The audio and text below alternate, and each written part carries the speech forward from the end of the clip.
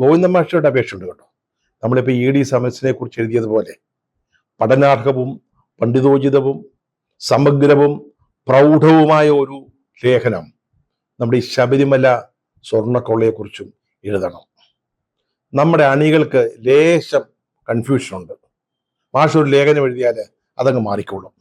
പക്ഷെ ഒരു കാര്യം ശ്രദ്ധിക്കണം, അതിൻ്റെ കൂട്ടത്തിൽ കൊടുക്കുന്ന ചിത്രമുണ്ടല്ലോ നല്ല ക്ലാരിറ്റി ഉള്ളതായിരിക്കണം, നല്ല ക്ലിയർ ആയിരിക്കണം. ED സമരസിനെ കുറിച്ചുള്ള ലേഖനത്തിൻ്റെ കൂടെ കൊടുത്ത ചിത്രമേ അതിനൊരു തെളിച്ചം കിട്ടിയില്ല.